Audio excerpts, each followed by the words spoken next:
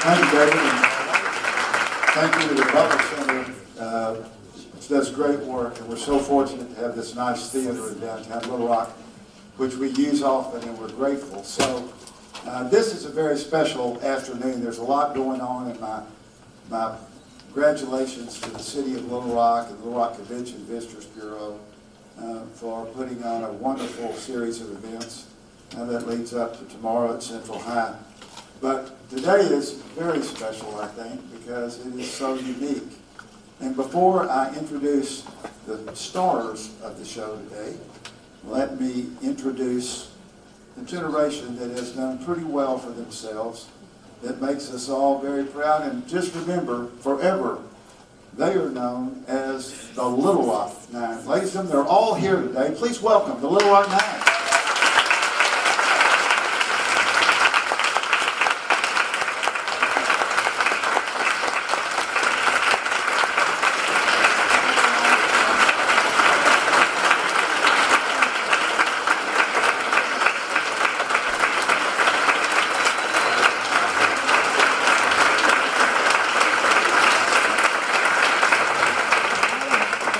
I would be remiss if I didn't recognize someone that we're honored to have with us, because we remember Jefferson Thomas so much and so well, and that is his wife, Mrs. Mary Thomas. Ms. Thomas, we're glad to have you here.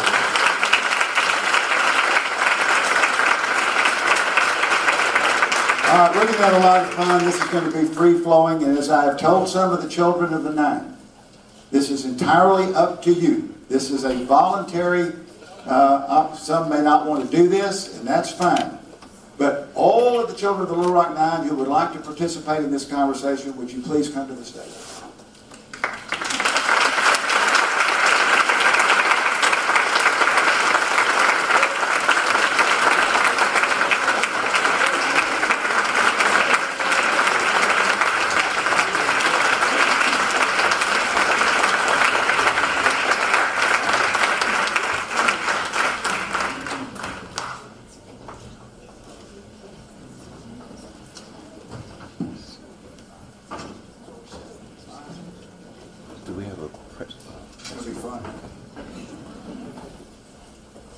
So, thank you all for participating.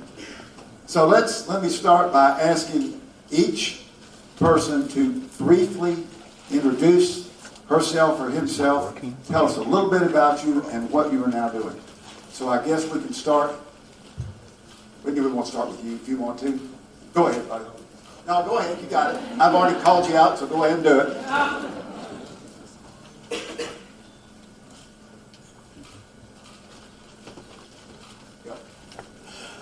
My name is Whitney Lanier. I'm from Colorado, and I live in the mountains. I work in the mountains. It's pretty much what I do. Not a bad life, I might add. Okay. My daughter is here. Reese is over there.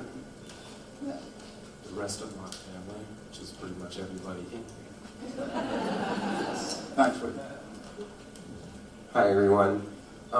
My name is Matthew Patillo, and I am the son of one of the sons of Melba Fields. I'm 26. I currently work as a cake decorator, but just finished my degree in graphic design at Dominican University, and I'm looking for my next step. Being in the Bay Area has been a blessing because it's filled with diversity, and that's one of the key elements that my mom has really instilled in me. So. Hello, my name is Evan Patillo. I'm 26 years old. Hey, Evan, hold your microphone up. Yeah. My name is Evan Patillo. I'm 26 years old, and my mother is Melba Beals. And we are here to talk about how our parents influenced our lives. My name is Spirit Trickey. My mother is Minnie Jean Brown Trickey. I grew up in Canada, ended up living in Little Rock for 10 years. I'm a proud alumni of the Clinton School of Public Service.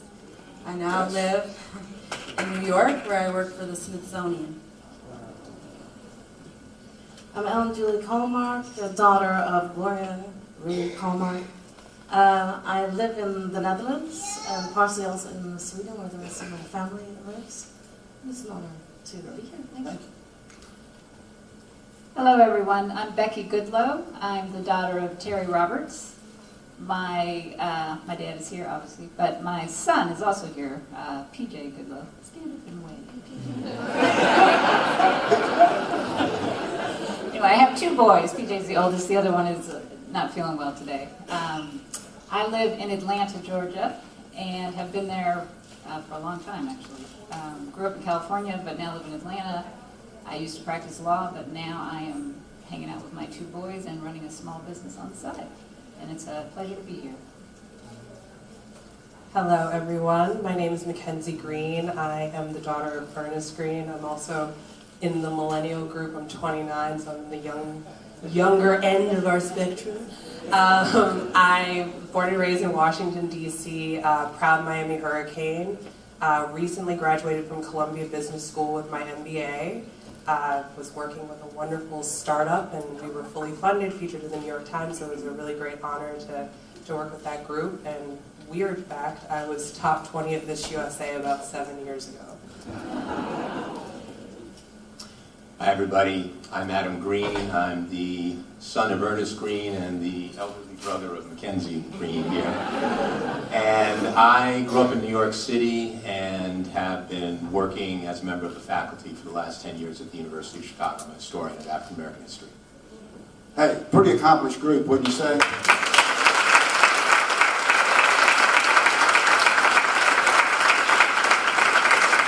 Now, I want to take a point of personal privilege before I ask the question, and I learned this from Melba last night, and she has given me permission to say this because she is the mother of two twin boys that you've just met, Matthew and Evan. Listen to this. You talk about legacy. Matthew Thurgood Patillo. Evan Marshall Patillo. How about that?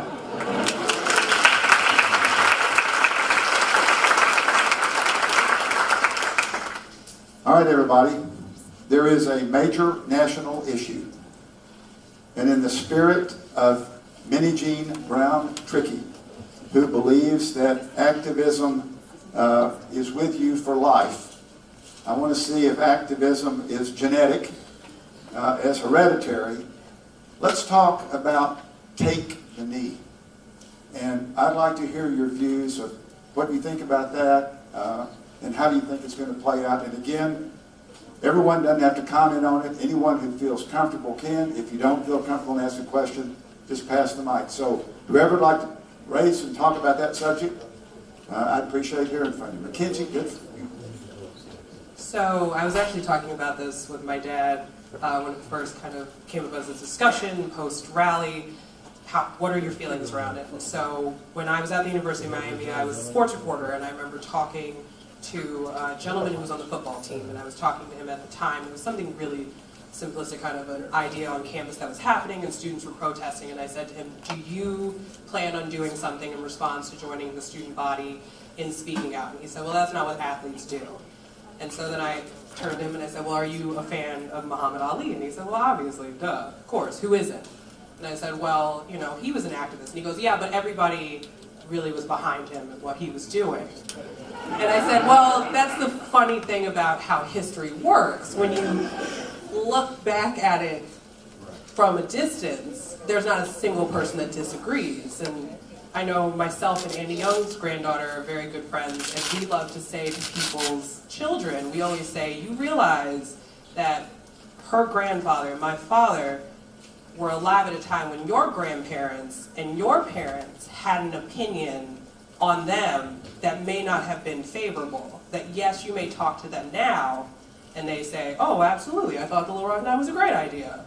But have you ever pushed them to ask what maybe their parents felt, what the people in their community felt? And so I think with this Take a Knee issue that's happening is right now people have a strong opinion. You're seeing athletes linking arms with their players. You're seeing Tom Brady linking arms with his teammates but still putting his hand over his heart. You know, I think you're seeing people decide how they'd like to be remembered in black and white images one day, and I hope that our voices our part of the next generation, our taking a knee, our linking arms with our comrades, us speaking to people, will allow us to be on the right side of those photos. Anybody else want to comment on this? It's okay. Just one thing very quickly, which is that besides everything I think which is really important that Mackenzie said, it's also a simple constitutional question.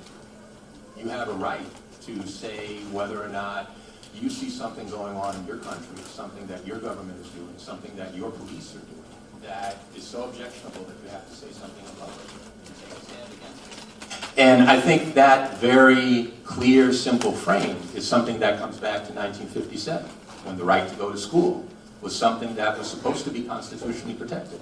So it can become complicated, but can also be made very, very simple. You see rights that are upheld and need to be upheld on the part of everyone who lives in this society. All right. So you are the children of some very famous people. When did you realize the historical significance of what your parents did? And if you can remember, where did that happen and how did that occur? When did you first realize the historical significance of what your parents did? Okay. So as a child, a very young child, my dad has, I assume you still have that blue notebook with all the newspaper clippings. So as a very young child, I would go through this notebook that had newspaper articles and telegrams and letters. And I would flip through it all the time. It was sort of like a photo album almost. And I would see pictures of my dad as a young child. I don't think I knew what it was. I just know that it was part of our family. And in fact, I think I lost something, a medal that you had on me. Or then you were that Spingarn medal from in the So I sort of knew that there was something that my dad had done, but I don't really think it became an impact until high school. In high school, my dad was on Good Morning America with Orville Fox. And I think I was a freshman in high school. And watching that was probably the first time I really got what happened. I think I sort of knew and sort of had, people would say, oh, your dad's one of the Little Rock Nine. I would say, sure, I knew that. But really knowing what it meant was probably high school for me. Got any time for somebody else? Oh, come on in. Yeah, come on. Listen, the more the merrier here. That's okay, buddy. That's all right. Come on. We'll just sit right here. Now just and take a minute to introduce yourself and tell me about what you're doing. I'm Isaiah Trickey. My sister Spirit is over there. My mother, Jean, is out there. Isaiah Trickey, son of Minnie Jean Brown Trickey. The question, Isaiah, that we're asking the panel right now is, when did you realize the historical significance of your parents? So, got Becky's answer. Anybody else want to get into this? Okay, Evan and Matthew. All right. Y'all can battle it out among the brothers. Who goes first? So, to me, my mom has always been my mom. And I think the first time I kind of realized she was something more than just my mom was when I was in 3rd grade and I went to our school library. And I pulled out a book called Warriors Don't Cry. And I saw my mom on the front. And I was like, oh, my mom's on a book. And so that was pretty cool. And even then I kind of was like, oh, okay, so she wrote a book. And I was, really young. And I think then it kind of hit me again when I turned around 8 years old and we went to the White House. And she got the Congressional Gold Medal of Honor. And then we met the president. And then I realized not everyone gets to meet the president. So that was when it really started to kick in. And later in my teens, I started traveling with my mom and really getting to see what she does and what her legacy really meant. And I got it about 17. I was like, my mom is a really, really special person. And, even though me as her child, I just see her as my mom, I know a lot of people see her as a lot more. And she's not only a mom to me, but a mom to a lot of other people, a lot of my friends. She's brought into our home and treated like her own children. So when it comes to like respect, my mom has really taught me a lot. And so, yeah, I think that's kind of like my first, like, I got it was in my early years. So.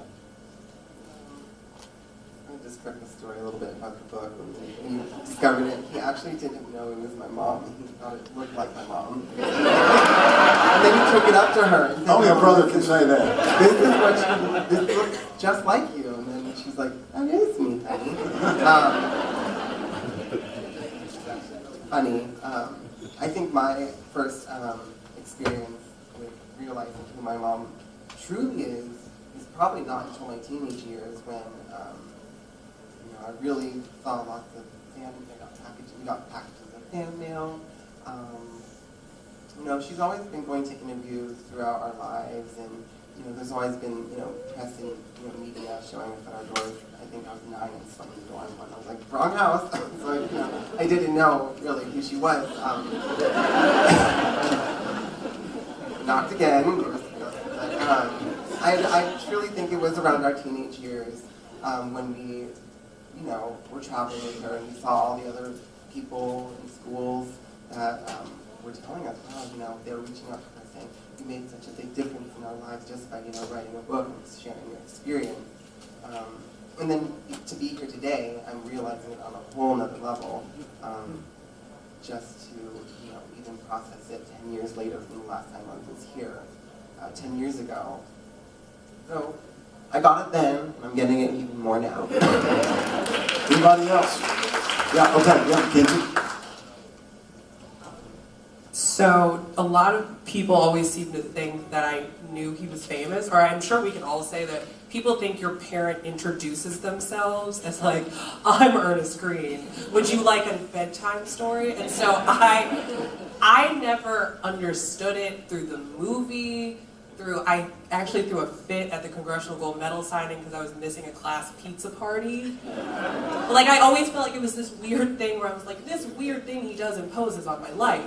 And I think it didn't hit me until maybe a sophomore history class, and we started watching Eyes on the Prize. And it didn't hit me in a way where I went, oh my gosh, my dad's famous. I went, oh my gosh, I'm gonna ace this class.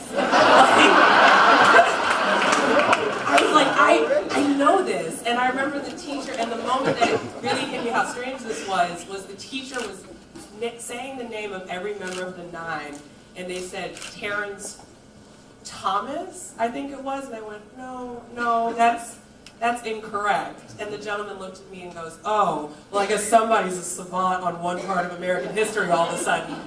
And I went, well, that guy in the video that looks suspiciously like me is my dad. And he looked at me like, oh, like, great trick, the one black girl in this class wants me to believe the black guy in the video is her teacher.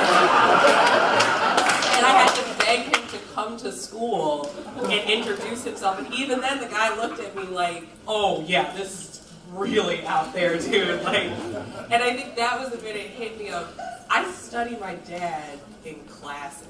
Like, people take tests on someone that I complain to.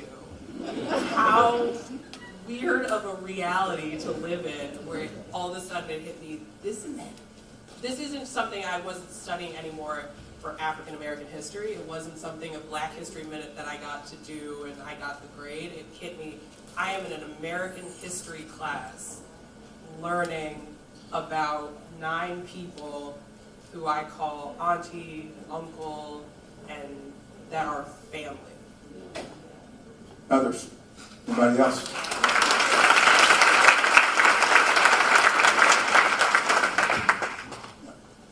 Yeah, it's on. Yeah. Switch it up.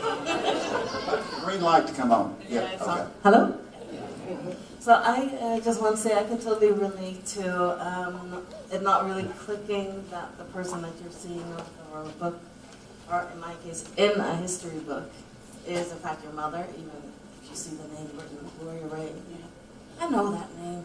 But there's something that doesn't click. So when I first discovered who my mother was in American history, was actually just being born in a history class in the Netherlands. Just a little bit through my book, looking at the back of the book where the American history was not Black American history, just American history. And I saw a picture that looked sort of familiar, and it was the picture where the nine are sitting.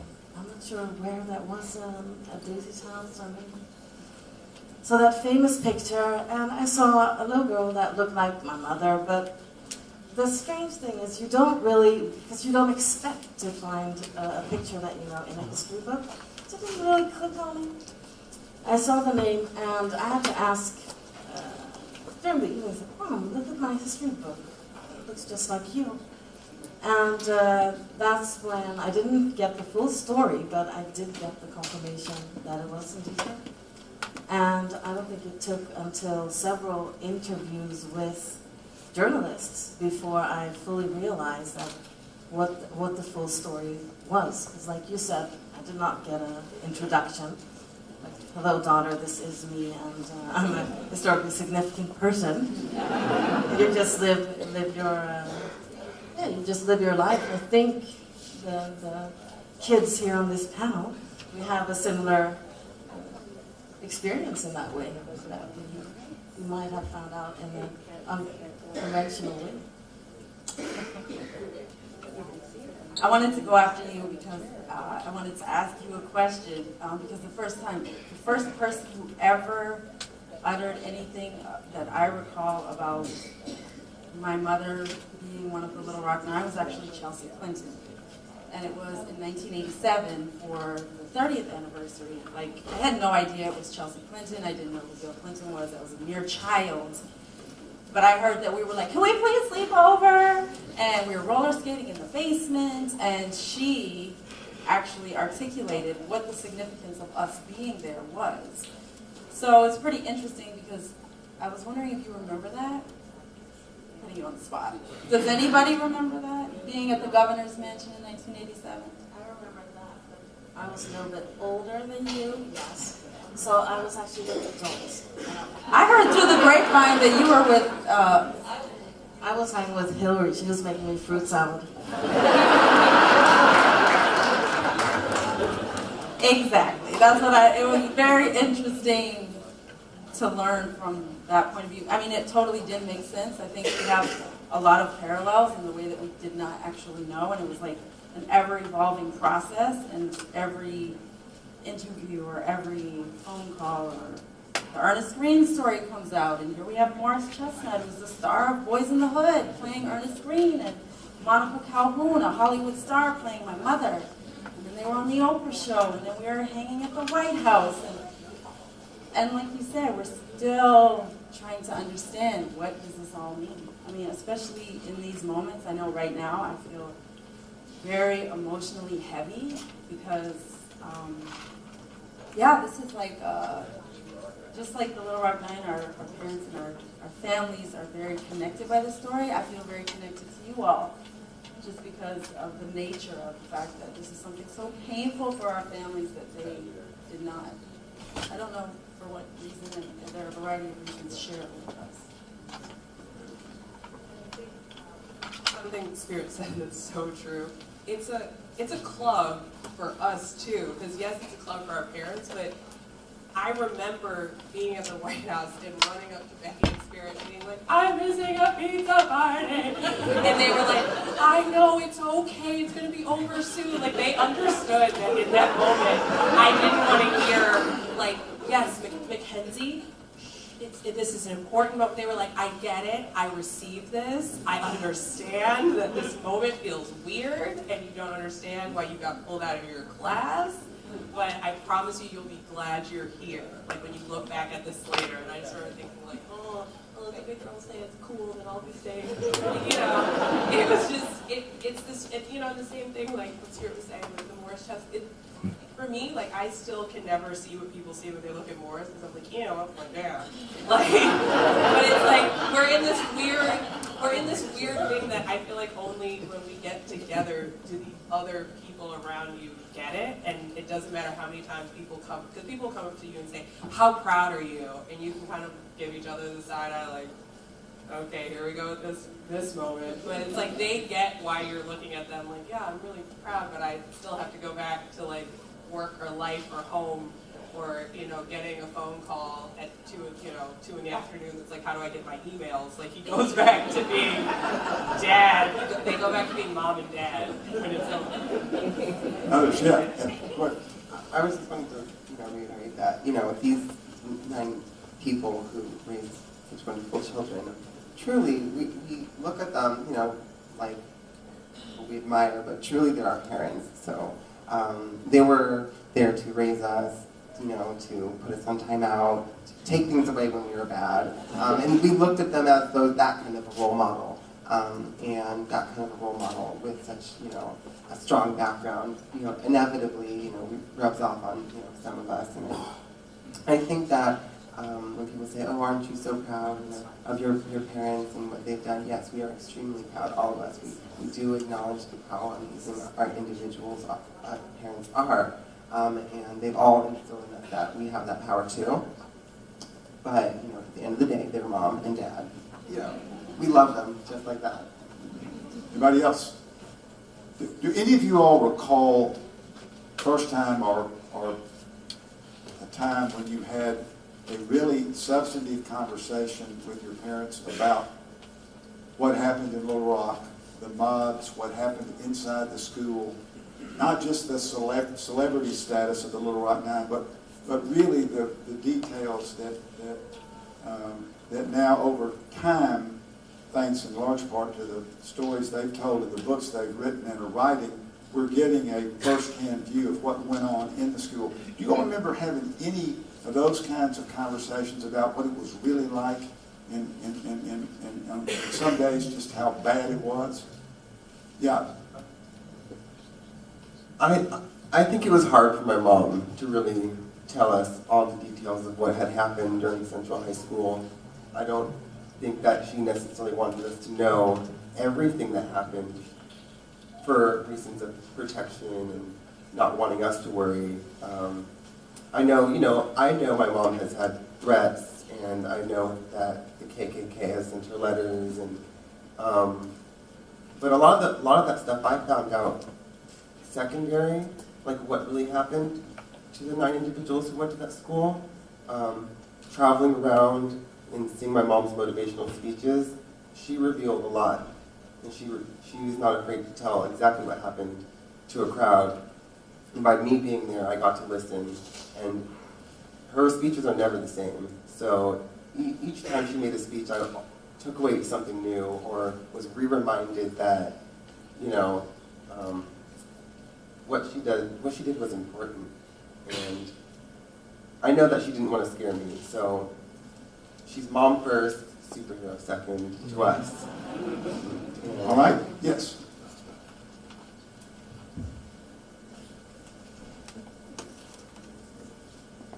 So I have never, to my recollection, had a woman-to-woman deep conversation about all that went on there.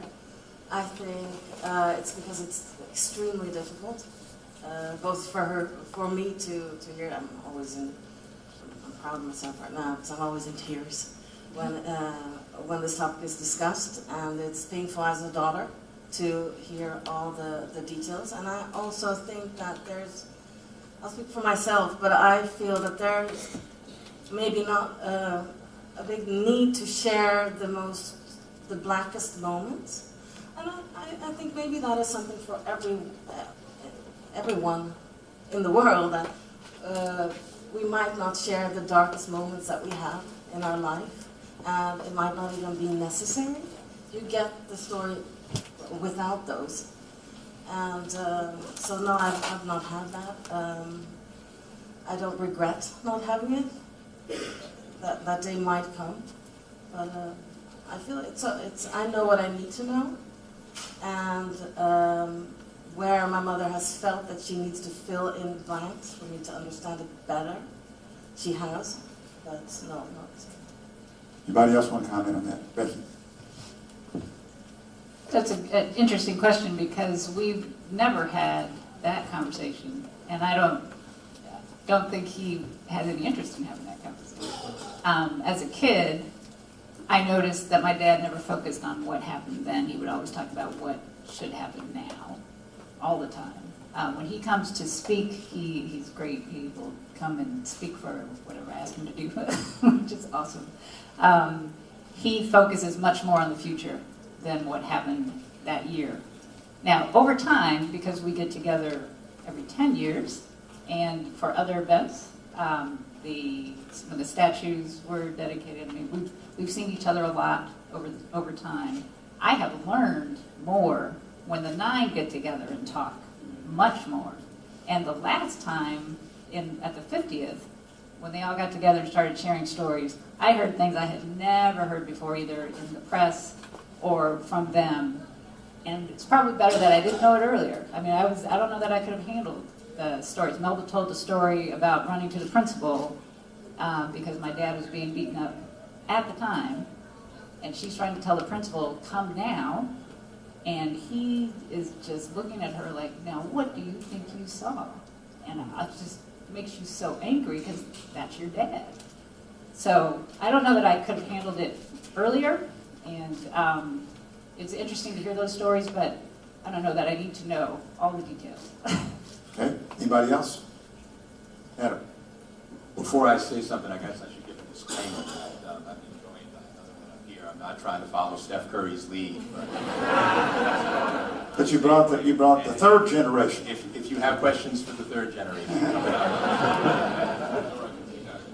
shall answer them.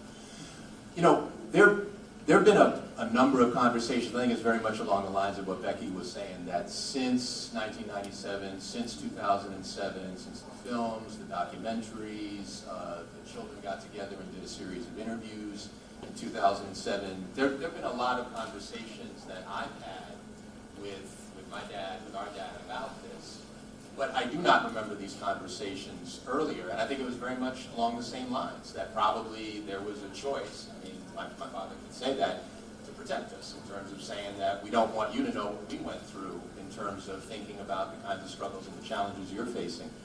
But I think there's a different part of this that I would share that was a change, which was that I think one of the reasons why they did that was not only what they went through in 1957, 1958, for some of them 1959, but what they went through for decades afterwards.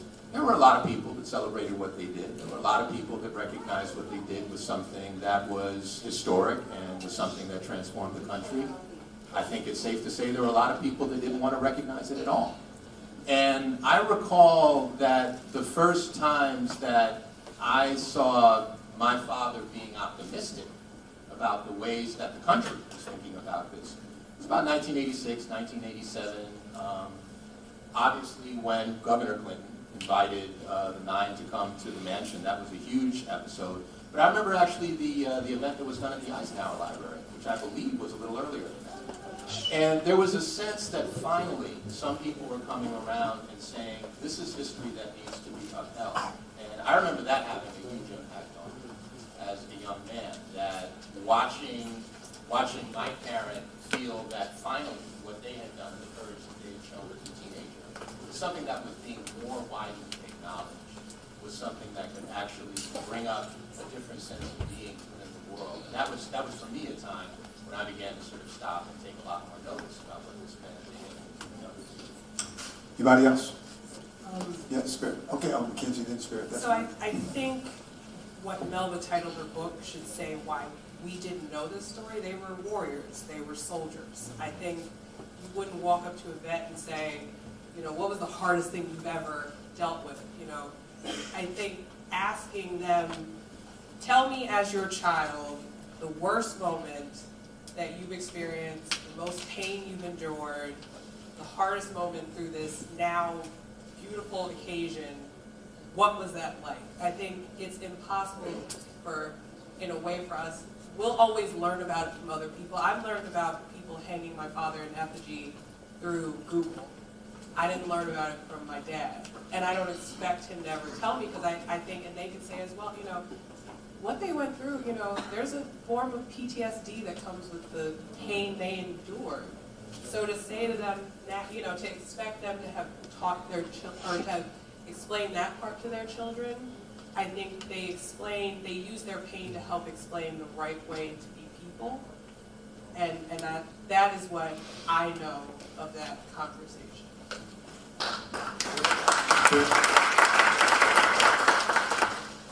I have a slightly different perspective because Twisted Fate and family and fate brought my mother back to Little Rock for 10 years.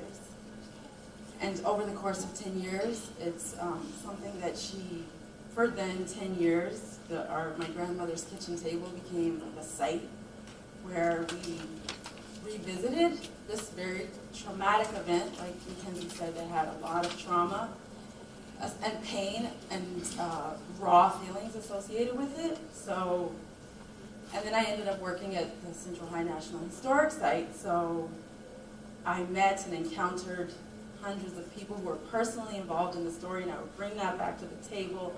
We would talk about it in incredible depth.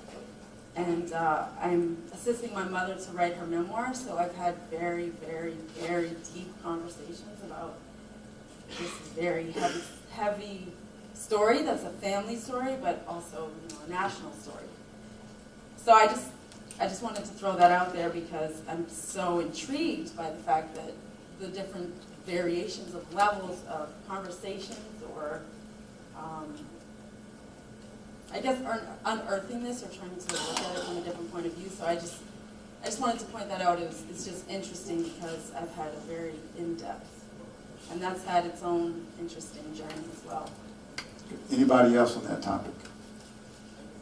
I'm just going to add, I think, you know, first off, it's in order to relive that and go through that, especially even with your family, and share that kind of information with your child, it's extremely brave, you know, to even have to want to, you know, share that intimate, private, horrible life experiences. I think the reason our mother, Melba, chose not to share those awful experiences is because she was very much focused on making our lives and our experience growing up in a world that isn't perfect as best as she could. I think she was more focused on teaching us the lessons that will move us forward and to help move others forward along with us, versus reliving the past and the pain that she lived. We will learn from her lessons, and everyone will learn from her lessons. Inevitably, we will find out, you know, the legacy of our parents and what happened to them. People can cover it up all they want, all the, you know, pain that was happened, but they came out, and we've seen it in many different forms. Our parents really try and make our lives, as every parent, I'm sure, wants to make their child's life the best they can. So I think it's for the 9 and to share their hard experiences. Possibly, you know, something that would be difficult, but I have to say that your mother is very, you know, strong for sharing that information with you. And you are a strong girl to live that and experience that with her and help her through that as well. So I also just want to, because it might seem strange for someone who hasn't lived it, that they wouldn't share their story a little bit earlier maybe with us. But what we also should not forget is these are kids that basically lost their childhood to this, and for them to want to sort of pass that loss of childhood and the innocence onto their kids is, of course, the last thing they want to do. So they want to keep us in whatever our life is like as long as we can, without putting that second generation burden on us. One of the things that I've noticed is, and I've heard it from several of the Little Rock 9 and other reunions, is that when they come and get together, that they enjoy seeing each other's children and now grandchildren. So we're going to divert a little bit from the program, and I'm going to do something a little unique that's only going to involve 9 people. Only 9 people can participate. and you have the right to participate. You do not have to participate. But all your lives, your kids have asked you questions. Well, you know, they've come up to you with questions. Now, to the Little Rock Nine, you have the opportunity to ask a question of the children of the Little Rock Nine. So, I'm going to give you that opportunity. If any one of the Little Rock Nine, this, by the way, I will tell you this idea came from one of your children, not from Skip. So, Minnie Jean, don't hate me. So, if any of you have a question that you would like the nine to ask a question of the children of the Little Rock Nine, please raise your hand. We'll get the microphone.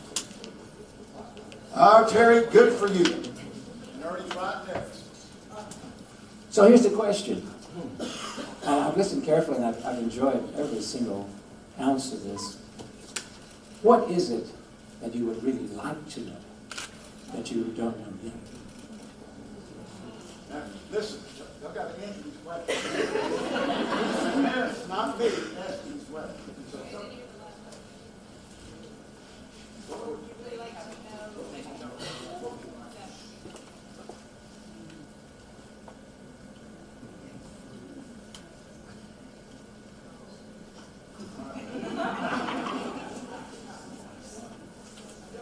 I've always seen, because I've heard it and seen it in such a positive way, reinforce it. I would love to know, if you all got together at the end of the day, like, how many people did you really want to curse out that you did when the day was over? Anybody else? I guess we don't ever get to hear about the interaction between you and your parents as much as, you know, because grandmas don't really tell me anything. So I didn't hear anything from her, and I know they were supportive. I know everyone has said their parents were amazingly supportive, but really that interaction on a daily basis, how did that work out? I don't know that we ever have that. Anybody else? I know you guys were all so busy at Little Rock Central High, and the seriousness of the situation was great. But how did you have to have some free time and some happiness on the side? What did you guys do to spend your free time to find happiness as teens? Good question. Any other questions, Sid? That's a good question. Any other questions you got? Skip, I have a question. And if you got any, then Elizabeth has one, so go ahead, you're up. I guess my question is, have you seen this as an assist or as a deficit to your growing up? And how do your friends respond to you as one of the children of the nine? All right, don't be shy. Come on. Well, I always answer the question. My question was, how do I live up to, or how do I affect change? How do I carry this on? And so it seems like a heavy burden at times, but it's also so influenced by the courage and following in your footsteps. that I know now. And now, it was intangible when I was younger, but it's a little more tangible now. You know that moment when rockets take off and that first bit at the end takes that boost and pushes the second one up and it falls back into orbit and you see the actual rocket. I feel like you did. I'm talking about it. And it pushes you the rest of the way into space.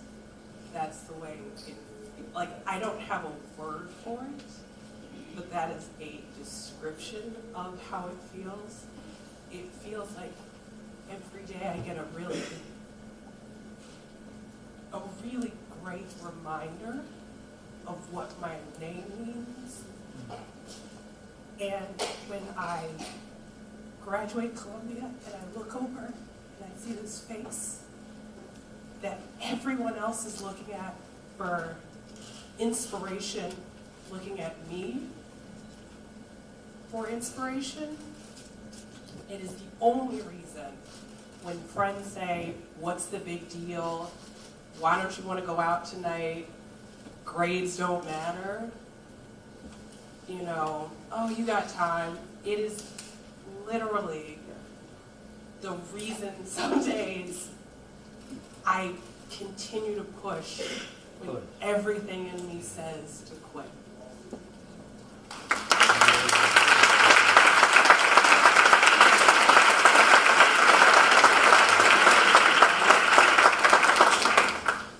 All right, we have a question. Elizabeth has a question.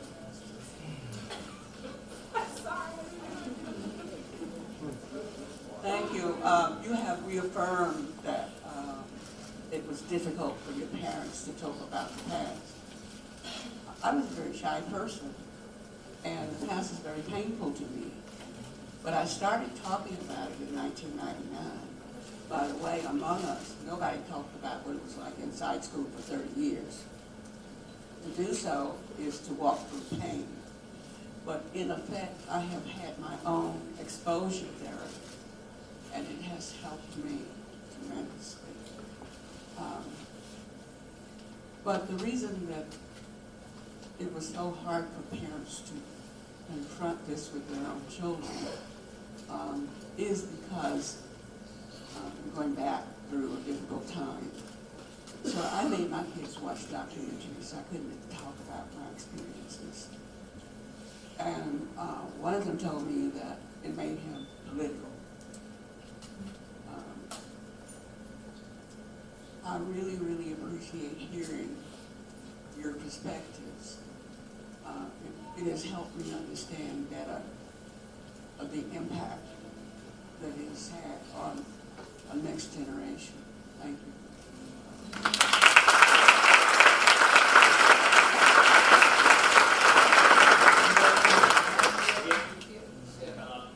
Oh yeah, here's her lot. Right.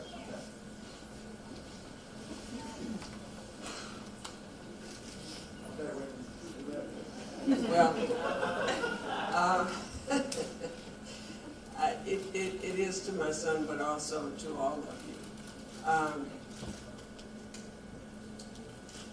I think about my parents, and some of you are with children, and I was just wondering whether what you do know about us, would you allow your children to participate in this activity that the Little Rock Nine did 60 years ago? Wow.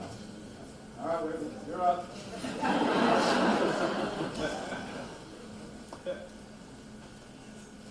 That's an easy question to answer. If we had this history, no. I don't know if I'm that strong to watch my childhood do that. My daughter is 7, and she was in preschool. I had her preschool for 3 years, and I sat in my car the entire time she was in class.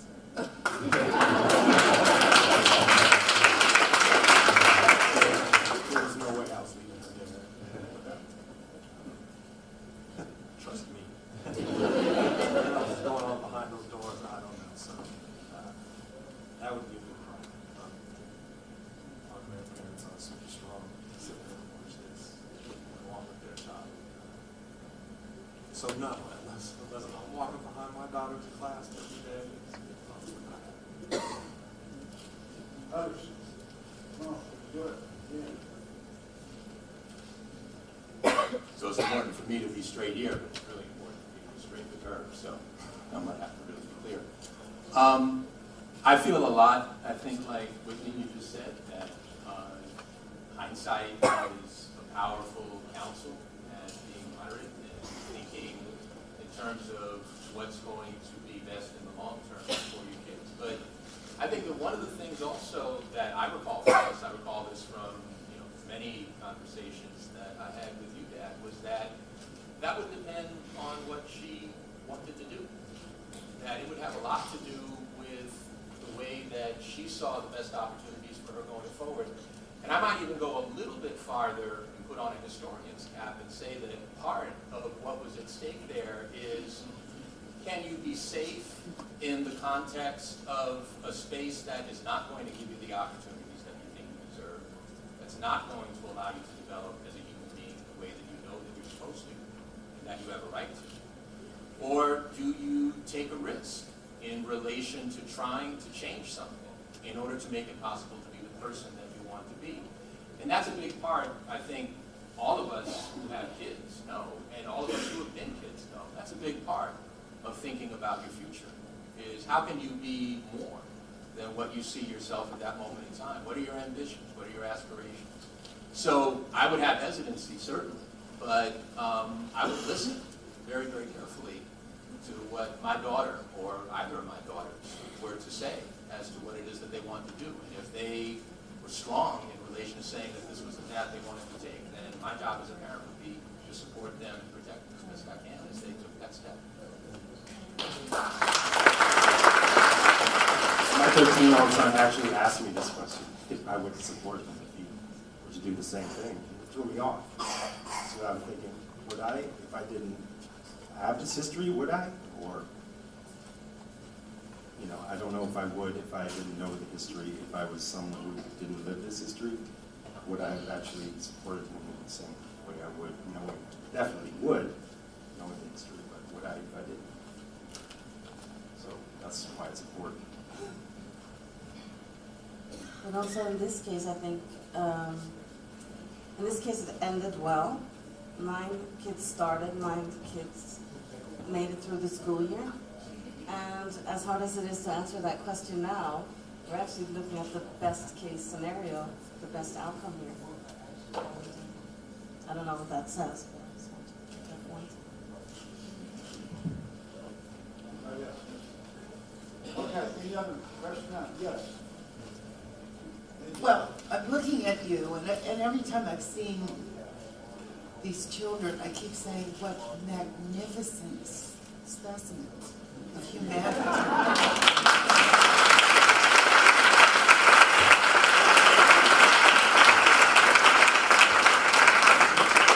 And I think I want to say, do you know how much we love you?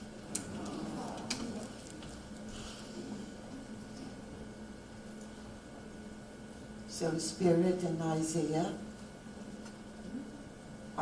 your grandmother, Minnie Jean's mother, and my mother, when she was asked a question very much like that, she said her children will never go to war, military war. But when my mother was asked about Minnie Jean attending Central, her answer was, she had to do it. So I know. Okay, I don't know. Anybody else? Anybody other than that? Any other questions? I remember that my mother was overly protective and that she was reluctant to give consent for me to go to Central. In fact, I didn't get consent until late into August. I knew that there were possible economic repercussions for my family. I knew that abstractly. But when I was going to Central, because my mother's Queen of No, I was not sacrificing anything and not participating in extracurricular activities. If there were any other school, I wouldn't be allowed to participate in extracurricular activities. The Queen of No wanted us home with her. But I knew that I could not tell my parents what it was like daily in school if I wanted to continue. So my mother died without ever knowing how horrible it was.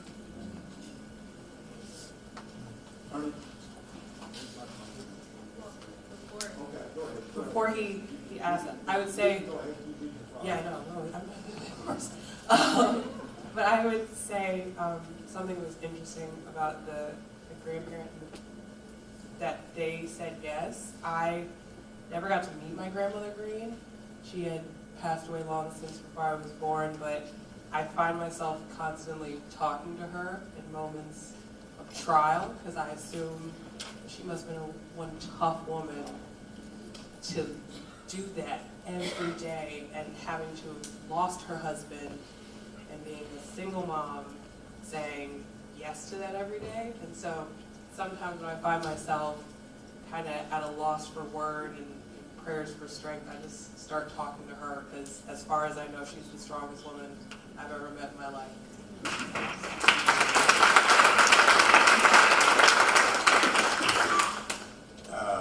We had a break in schedule today and went with my sister out to the cemetery to look at the family tombstone. And I think, we've said it over and over again, but that the parents really were the backbone of visionaries. I mean, they could see the future. I looked at her name and saw that, here was a school teacher, or here was Jefferson's father, who was a truck driver, and a guy in the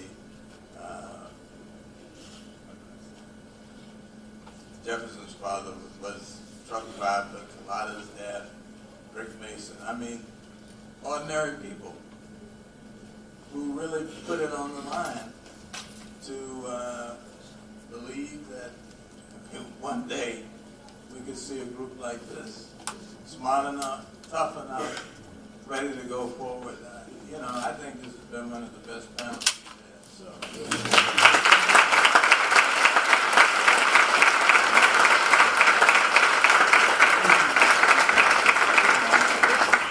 And I agree with you on being one of the best panels we've had. I totally agree with that. Let me ask I want to ask a question that I'm reminded of that great speech that President Kennedy made that said the torch is passed to a new generation. In coming years, as your parents exit the stage, and that happens to all of us in the aging process. So not in a bad way, but in a look to the future way. You now are the next generation, and the torch is soon to be passed to you. Do you see this talented group of young people who have walked many miles together and shared many memories together? Do you see yourselves continuing things like the Little Rock 9 Foundation, things like coming back to the 100th anniversary, things like that when people look to the future, that you will be the Little Rock 9? How do you feel about that and that responsibility that just by your name and who you are, you've got it? So how do you feel about that? Because that torch is starting to burn.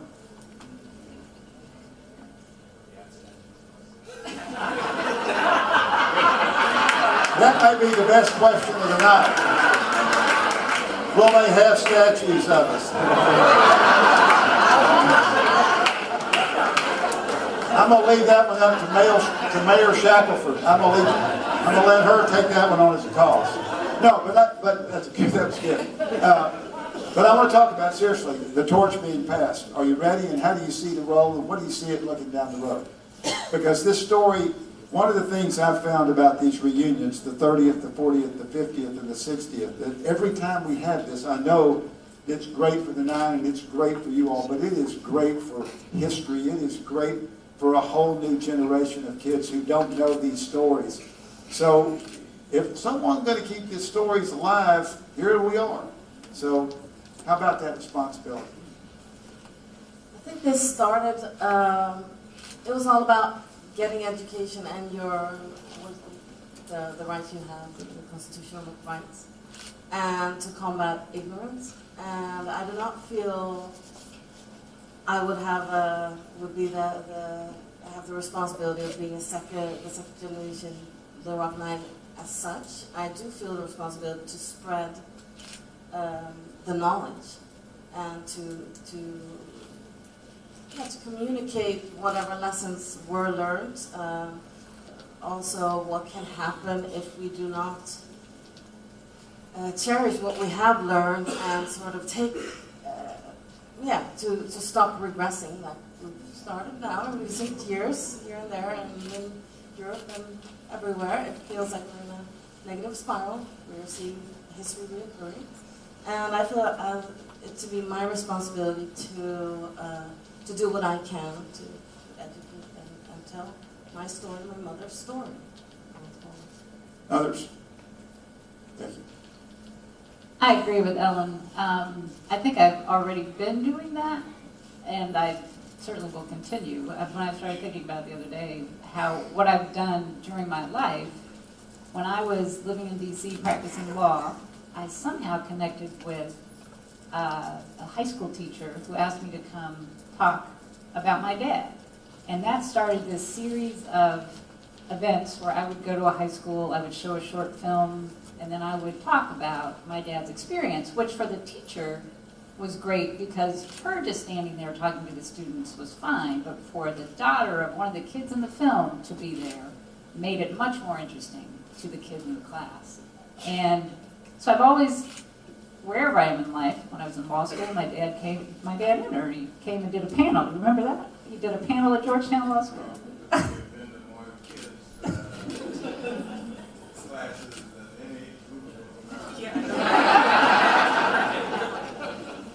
But and now that my children are in school, my dad has been the speaker before the kids go to the Civil Rights Museum in Atlanta in the 8th grade.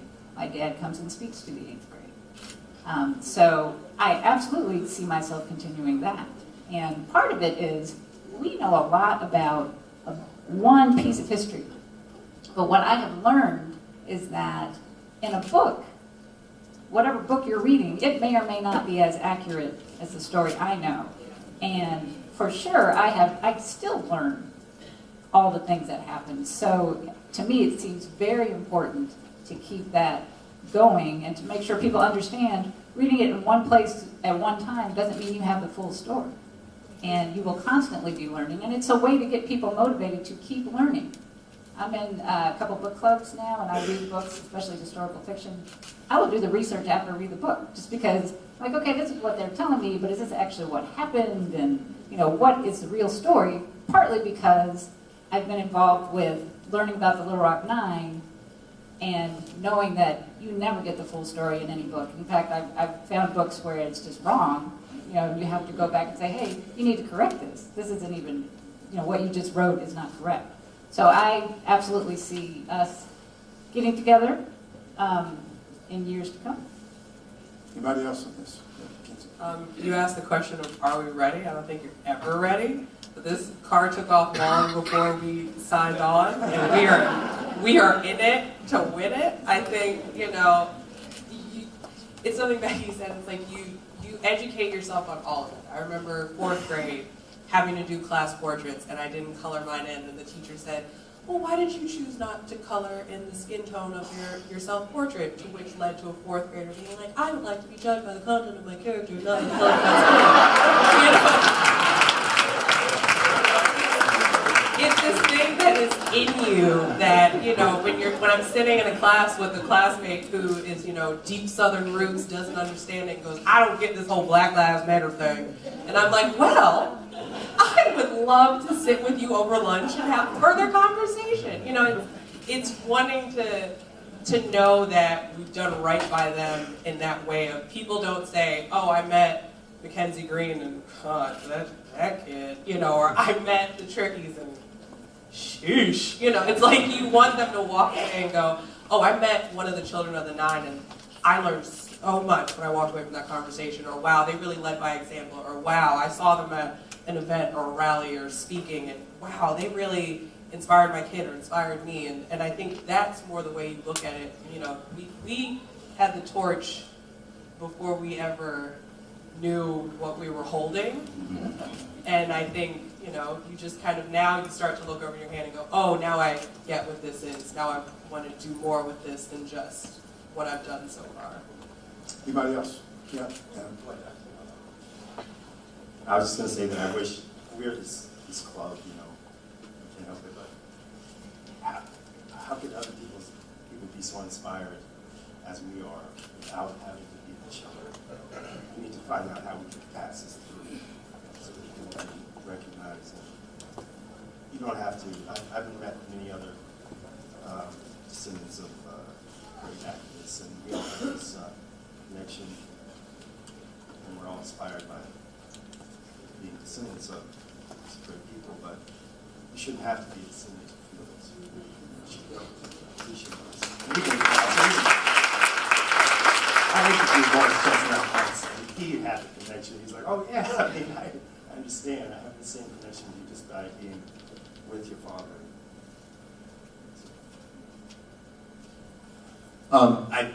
There's nobody else that I would rather. There's nobody else that I would rather do this work with than those that are up on the stage and those that are not up on the stage. My sister and others who are children of the nine, who are here, who are doing wonderful things in their own right, and carry on this work. It's a really serious question, though. I think, at the same time that we say this about our pride in our parents, our pride in our family, our pride in ourselves and each other's, the problem of succession in relation to groups and individuals who have made change is a real serious one. There's a reason why people are able to challenge and refute some of the stories of the civil rights era, because at times we've not done the job that we could in terms of making sure that we were passing on from one generation to the next. And I have to say, to the credit of all of the nine, there have been conversations over the last number of years about how we actually do this in relation to the foundation. And perhaps you're bringing up this question, Dean Rutherford, is an opportunity for all of us to really sort of think about how to move that work forward. And I would say also, going back maybe to that answer that I gave before about what I learned from my father in the 80s, as there was beginning to be more interest in this, whether or not the group of us and others are able to carry on this work depends partly on many of you here and many more of you who are not here.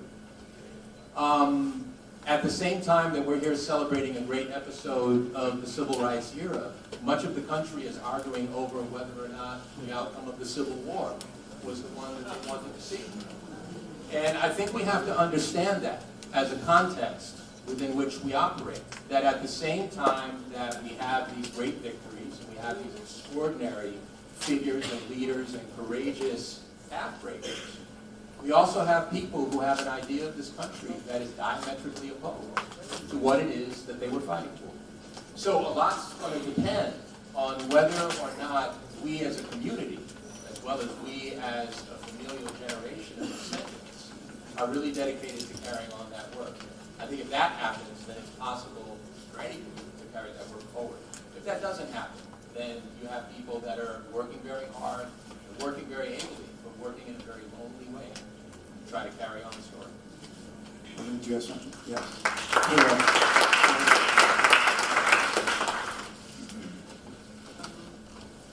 definitely believe that having such a special we've learned throughout our lives, just through the lessons subconsciously that we take from our parents, that we have learned a lot about what's right, and also subconsciously ingrained in our minds of what it is like to be someone who lives a good life. And I believe that we have a lot of lessons and a lot of knowledge to be able to spread with other people. I do believe it is our responsibility not only to focus on race, but to focus on gender, animal equality, and world equality. I think, they fought this battle. The battle's not over. There is a current battle now, and there's going to be more to come. So I do believe that it is up to us to be able to stay together, to be able to bring together all the lessons that our parents have, taught and gone through all this, just so we can be their legacy. I want to be, I think all of the children here agree that the 9 beat them so much, and that now you feel happy because you got your back up. We're here to be the torch, and we're here to make sure that equality is known all around. We're here to make sure that everyone knows about self-love and about how you can't love somebody else and you can't love yourself.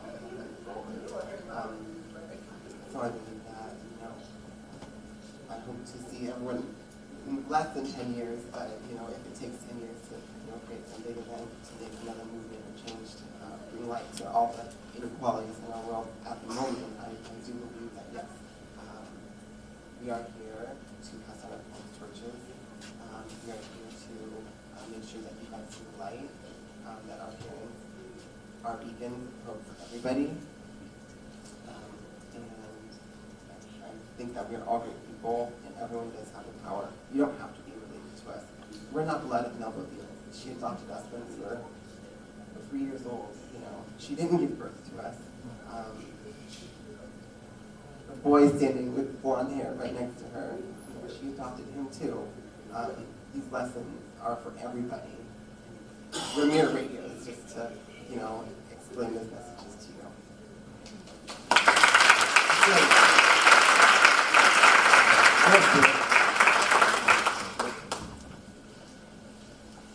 So for me, I feel like we all have our different journey and our different way of upholding the legacy. For me, having lived and worked here for 10 years, I literally had to leave it because it was too heavy on my soul. I didn't realize it at the time, but I allowed a lot of access to my personal life in an effort to be the bridge to the next generation. And after a decade, I literally had to step away. So I moved away, and I took a position in Seattle. But I felt like the rug had been pulled out from under me. I was like free falling because I was so subconsciously interconnected with the story that it was like a piece of me was missing when I walked away. So I regrouped. I took some time away from it, and I realized that I cannot walk away from it. And I'm back, but I do approach it with a different approach.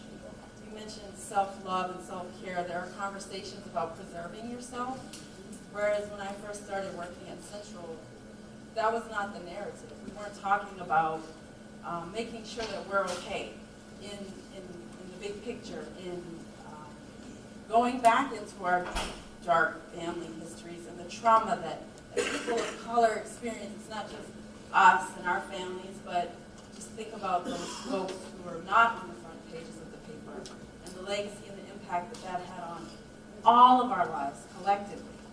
And I just wanted to say that until I exit stage left, I will be fighting in whatever way possible. I'm still trying to figure out exactly how, but I feel like these are huge shoes to fill, and I feel like we should, to a degree, be forgiving of ourselves, because people often ask us, don't you feel like there's a lot to live up to? And I know Kinsey and I exchanged some words on Facebook the other day about how sometimes it is overwhelming. I feel like, how can I ever achieve that type of greatness or change? And it's not about greatness in terms of the status, but it's more like, I feel a great debt. And I'm still trying to figure out, how do I carry that forward and honor our parents for their sacrifice, the fact that their innocence was stripped. Still trying to rediscover that, but personally, to my dying day, you will have, and I know we all have it in our own way, but yes, Little Rock High Foundation, yes.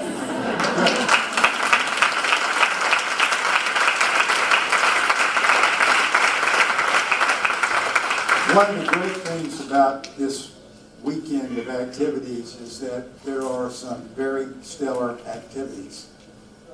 One of the challenges of this weekend of activities is they run back to back, and everybody has to get from one to the other, which makes it sometimes very difficult.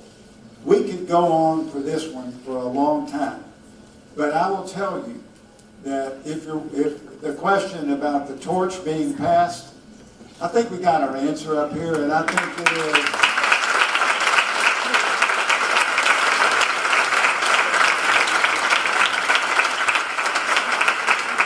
I want to thank the children of the Little Rock Nine. Thank you very much for participating. This was a busy time for you, and thanks for making that possible.